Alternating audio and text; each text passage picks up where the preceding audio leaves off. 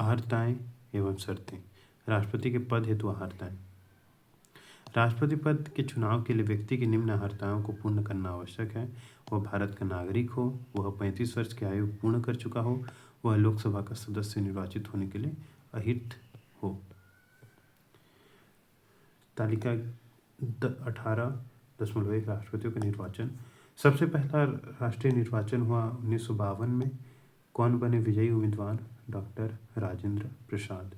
कुल मत कितना प्राप्त किए? 5 लाख मत प्राप्त, 5,07,400। और मुख्य प्रतिद्वंदी कौन थे? केटी शाह, जिन्हें 92,827, 15.3% मत प्राप्त हुए। 1957 में भी राजेंद्र प्रसाद 4,59,698, 99.35%। एन दास को केवल 2,000 मत प्राप्त हुए थे। 1962 में सर्वपल्ली राधाकृष्णन को 5,53,067, 98.24 मत प्राप्त हुए थे। चौधरी हरिराम, जिनको 6,341 मत प्राप्त हुए थे। फिर जाकिर हुसैन, जिनको 4,71,244 वोट। के सुब्बाराव को 3,63,971 वोट। 1969 में वीवी गिरी जी हुए।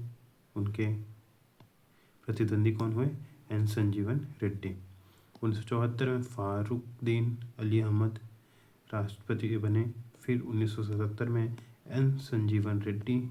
1982 में ज्ञानी जैल सिंह। 1987 में आर वेंकटरमन। 1992 में डॉक्टर शंकर दयाल शर्मा। 1997 में के आर नारायणन। 2002 में डॉक्टर एपीजे अब्दुल कलाम। 2007 में प्रतिभा पाटिल, श्रीमती प्रतिभा पाटिल। 2012 में प्रणब मुखर्जी। 2017 में रामनाथ कोविंद। 2022 में द्रौपदी मुर्मू जी। 5 साल के इनके कार्यकाल है। सबसे पहला 1952 में कौन बने? राजेंद्र प्रसाद। दूसरा 1957 में कौन बने? राजेंद्र प्रसाद। 1962 में कौन बने? डॉक्टर सर्वपल्ली राधाकृष्णन। 1967 में जाकिर हुसैन। 1969 में वीवी गिरी। 1974 में फारुद्दीन अली अहमद। 1977 में एन संजीव रेड्डी। 1982 में ज्ञानी जैल सिंह। 1987 में आर वेंकटरमन। 1992 में शंकर दयाल शर्मा। 1997 में के आर नारायणन। 1902 में डॉक्टर एपीजे अब्दुल कलाम। 2007 में श्रीमती प्रतिभा पाटिल। 2012 में प्रणब मुखर्जी। 2017 में रामनाथ कोविंद। 2022 में द्रौपदी मुर्मू जी। चौथी घटनाएं हैं, वह संघ सरकार अथवा किसी राज्य सरकार अथवा किसी स्थानीय प्राधिकरण में अथवा किसी सार्वजनिक प्राधिकरण में लाभ के पद पर न हो।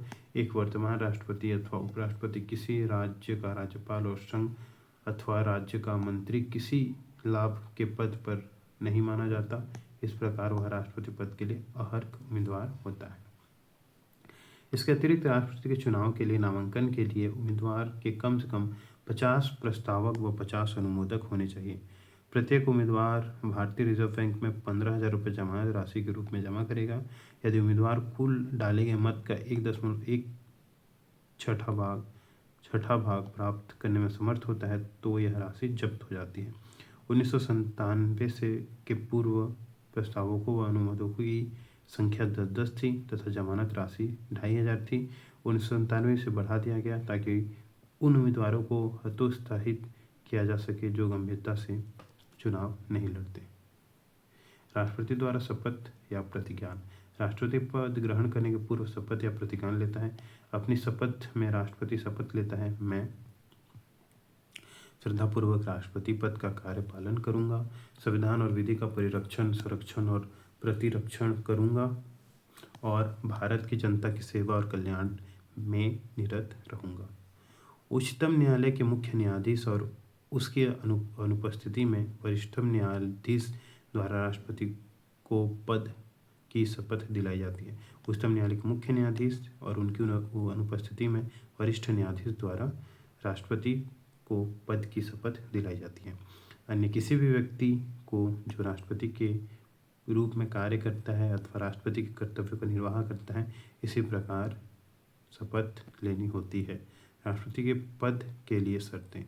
संविधान द्वारा राष्ट्रपति के पद के लिए निम्नलिखित शर्तें निर्धारित की गई हैं। वह संसद के किसी भी सदन अथवा राज्य विधायिका का सदस्य नहीं होना चाहिए। यदि कोई ऐसा व्यक्ति राष्ट्रपति निर्वाचित होता है तो उसे पद ग्रहण के पूर्व उस सदन से त्यागपत्र देना होगा। वह कोई अन्य लाभ का पद धारण नहीं करेगा। उसे बिना कोई किराया चुकाए आधिकारिक निवास राष्ट्रपति भवन आवंटित होगा। उसे संसद द्वारा निर्धारित उपलब्धियों, भत्ते व विशेषाधिकार प्राप्त होंगे। उसकी उपलब्धियां और भत्ते उसकी पदावधि के दौरान कम नहीं किए जाएंगे। उसकी उपलब्धियां और भत्ते उसकी पदावधि के दौरान कम नहीं किए जाएंगे। 2008 में संसद ने राष्ट्रपति का वेतन 1.5 लाख रुपये प्रति माह से बढ़ाकर 5.08 लाख रुपये प्रति माह कर दिया। इससे पहले 2008 में राष्ट्रपति की पेंशन 3 लाख रुपये सालाना से बढ़कर उनके प्रति माह के वेतन का 50% कर दी गई थी। इसके अलावा भूतपूर्व राष्ट्रपतियों को पूर्ण सुसज्जित आवास, फोन की सुविधा, कार चिकित्सा सुविधा, यात्रा सुविधा, सचिवालयीय स्टाफ और 1 लाख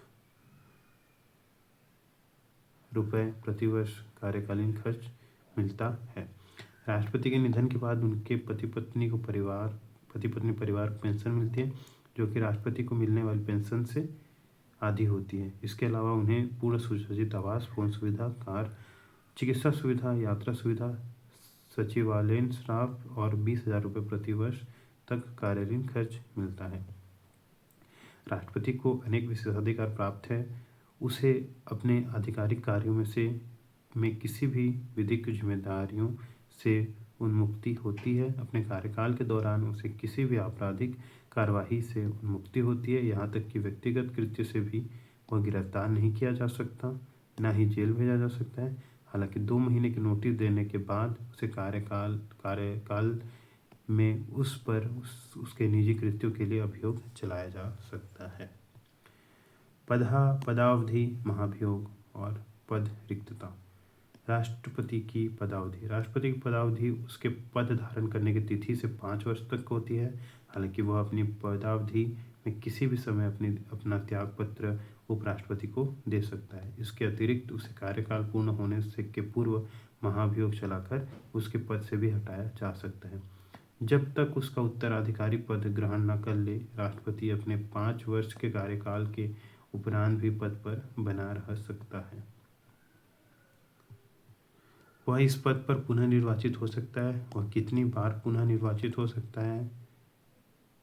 हालांकि अमेरिका में व्यक्ति 2 बार से अधिक राष्ट्रपति नहीं बन सकता। राष्ट्रपति पर महाभियोग। राष्ट्रपति पर संविधान का उल्लंघन करने पर महाभियोग चलाकर उसे पद से हटाया जा सकता है। हालांकि राष्ट्रपति ने संविधान का उल्लंघन वाक्य को परिभाषित नहीं किया गया है। महाभियोग के आरोप संसद के किसी भी सदन में प्रारंभ किए जा सकते हैं। इन आरोपों पर सदन के 1/4 सदस्य जिस सदन ने आरोप लगाए हैं के हस्ताक्षर होने चाहिए और राष्ट्रपति को 14 दिन का नोटिस देना चाहिए। महाभियोग का प्रस्ताव 2/3 बहुमत से पारित होने के पश्चात यह दूसरे सदन में भेजा जाता है। महाभियोग का प्रस्ताव 2/3 बहुमत से पारित होने के पश्चात यह दूसरे सदन में भेजा जाता है, जिससे इन आरोपों की जांच करनी चाहिए। राष्ट्रपति को इसमें उपस्थित होने पर अपना प्रतिनिधित्व करने का अधिकार होता है। यदि दूसरा सदन इन आरोपों को सही पाता है और महाभियोग प्रस्ताव को 2/3 बहुमत से पारित करता है, तो राष्ट्रपति को प्रस्ताव पारित होने की तिथि से उसके पद से हटना होगा। इस प्रकार महाभियोग संसद की एक अर्ध न्यायिक प्रक्रिया है। इस संदर्भ में 2 बातें ध्यान देने योग्य है। संसद के दोनों सदनों के नामांकित सदस्य जिन्होंने राष्ट्रपति के चुनाव में भाग नहीं लिया था, इस महाभियोग में भाग ले सकते हैं। राज्य विधानसभाओं के निर्वाचित सदस्य तथा दिल्ली व पुडुचेरी केंद्र शासित राज्य विधानसभाओं के सदस्य इस महाभियोग में भाग नहीं लेते हैं, जिन्होंने राष्ट्रपति में चुनाव भाग लिया था। यहाँ यह बात अवश्य ध्यान रखनी चाहिए कि अभी तक किसी भी राष्ट्रपति पर महाभियोग नहीं चलाया गया है। राष्ट्रपति के पद की रिक्तता। राष्ट्रपति का पद निम्न प्रकार से रिक्त हो सकता है: 5 वर्षीय कार्यकाल समाप्त होने पर, उसके त्यागपत्र देने पर, महाभियोग प्रक्रिया द्वारा उसे पद से हटाने पर, उसकी मृत्यु पर, अन्यथा जैसे ही वह पद ग्रहण करने के लिए अर्ह ना हो अथवा निर्वाचन अवैध घोषित हो। केवल राजेंद्र प्रसाद ने 2 बार राष्ट्रपति का पद ग्रहण किया है। अब तक 2 राष्ट्रपतियों डॉक्टर जाकिर हुसैन व फरुखुद्दीन अली अहमद अपने कार्यकाल के दौरान निधन हुआ है। जाकिर हुसैन और फखरुद्दीन अली अहमद का। यदि पद रिक्त होने के कारण उसके कार्यकाल का समाप्त होना हो तो उस पद को भरने हेतु उसके कार्यकाल पूर्ण होने से पूर्व नया चुनाव करना होगा। यदि नए राष्ट्रपति के चुनाव में किसी कारण कोई देरी हो तो वर्तमान राष्ट्रपति अपने पद पर बना रहेगा 5 वर्ष के उपरांत भी, जब तक कि उसका उत्तराधिकारी कार्यभार ग्रहण ना कर ले। संविधान ने यह उपबंध राष्ट्रपति के ना होने पर रिक्त होने के सासरांतरण से बचने के लिए किया है। इस स्थिति में उपराष्ट्रपति को यह अवसर नहीं मिलता है कि वह कार्यवाहक राष्ट्रपति की तरह कार्य करे और उसके कर्तव्यों का निर्वहन करे। यदि उसका पद उसकी मृत्यु, त्यागपत्र, निष्कासन अथवा अन्यथा किसी कारण से रिक्त होता है तो राष्ट्रपति का चुनाव पद रिक्त होने की तिथि से 6 महीने के भीतर कराना चाहिए। नया निर्वाचित राष्ट्रपति पद ग्रहण करने से 5 वर्ष तक अपने पद पर बना रहेगा। यदि राष्ट्रपति का पद उसकी मृत्यु, त्यागपत्र, निष्कासन अथवा अन्य किन्हीं कारणों से रिक्त हो जाता है तो उपराष्ट्रपति नए राष्ट्रपति के निर्वाचित होने तक कार्यवाहक राष्ट्रपति के रूप में कार्य करेगा। इसके अतिरिक्त यदि वर्तमान राष्ट्रपति अनुपस्थित, बीमारी या अन्य कारणों से अपने पद पर कार्य करने में असमर्थ हो तो उपराष्ट्रपति उसके पुनः पद ग्रहण करने तक कार्यवाहक राष्ट्रपति के रूप में कार्य करेगा। यदि उपराष्ट्रपति का पद रिक्त हो तो भारत का मुख्य न्यायाधीश अथवा उसका भी पद रिक्त होने पर उच्चतम न्यायालय का वरिष्ठ न्यायाधीश कार्यवाहक राष्ट्रपति के रूप में कार्य करेगा, उसके कर्तव्यों का निर्वाह करेगा। जब कोई व्यक्ति जैसे उपराष्ट्रपति भारत का मुख्य न्यायाधीश अथवा उच्चतम न्यायालय का वरिष्ठ न्यायाधीश कार्यवाहक राष्ट्रपति के रूप में कार्य करता है अथवा उसके कर्तव्यों का निर्वहन करता है तो उसे राष्ट्रपति की समस्त शक्तियाँ व उन्मुक्तियाँ प्राप्त होती हैं तथा वह संसद द्वारा निर्धारित सभी उपलब्धियाँ, भत्ते व विशेषाधिकार भी प्राप्त करता है। राष्ट्रपति की शक्तियाँ व कर्तव्य। राष्ट्रपति द्वारा प्रयोग की जाने वाली शक्तियाँ व किए जाने वाले कार्य निम्नलिखित हैं। कार्यकारी शक्तियाँ। उदाहरण के लिए जब राष्ट्रपति जाकिर हुसैन की मई 1959 में निधन हुआ तो तत्कालीन उपराष्ट्रपति वी गिरी बतौर राष्ट्रपति कार्य करने लगे। इसके उपरांत वी गिरी ने राष्ट्रपति के चुनाव में भाग लेने के लिए त्यागपत्र दे दिया। तब भारत के मुख्य न्यायाधीश एम हिदायतुल्लाह ने कार्यवाहक राष्ट्रपति के रूप में 20 जुलाई 1969 से 24 अगस्त 1969 तक कार्य किया। तो राष्ट्रपति कार्य देखते हैं। सबसे पहला कार्यकारी शक्तियाँ, फिर है विधायी शक्तियाँ, वित्तीय शक्तियाँ, न्यायिक शक्तियाँ, कूटनीतिक शक्तियाँ, सैन्य शक्तियाँ, आपातकालीन शक्तियाँ। कार्यकारी शक्तियाँ। राष्ट्रपति का कार्यकारी शक्तियाँ व कार्य। भारत सरकार के सभी शासन संबंधी कार्य उसके नाम पर किए जाते हैं।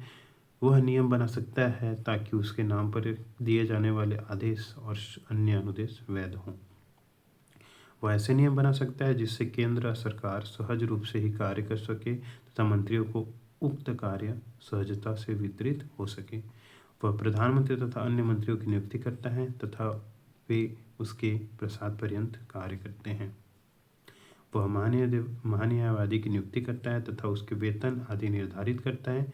महान्यायवादी राष्ट्रपति के प्रसाद पर्यंत अपने पद पर कार्य करता है। वह भारत के महानियंत्रक व महालेखा परीक्षक, मुख्य चुनाव आयुक्त तथा अन्य चुनाव आयुक्तों, संघ लोक सेवा आयोग के अध्यक्ष व सदस्यों, राज्य के राज्यपालों, वित्त आयोग के अध्यक्ष व सदस्यों आदि की नियुक्ति करता है। वह केंद्र के प्रशासनिक कार्यों और विधायिका के प्रस्तावों से संबंधित जानकारी की मांग प्रधानमंत्री से कर सकता है। राष्ट्रपति प्रधानमंत्री से किसी ऐसे निर्णय का प्रतिवेदन भेजने के लिए कह सकता है जो किसी मंत्री द्वारा लिया गया हो किंतु पूरी मंत्रिपरिषद ने इसका अनुमोदन नहीं किया हो। वह अन्य पिछड़े वर्ग के लिए एक आयोग की नियुक्ति कर सकता है। वह केंद्र, राज्य तथा विभिन्न राज्यों के मध्य सहयोग के लिए एक अंतर्जातीय परिषद का नियुक्ति कर सकता है। वह स्वयं द्वारा नियुक्त प्रशासकों के द्वारा केंद्र शासित राज्यों का प्रशासन सीधे संभालता है। वह किसी भी क्षेत्र को अनुसूचित क्षेत्र घोषित कर सकता है। उसे अनुसूचित क्षेत्र तथा जनजातीय क्षेत्र के प्रशासन की शक्तियां प्राप्त हैं।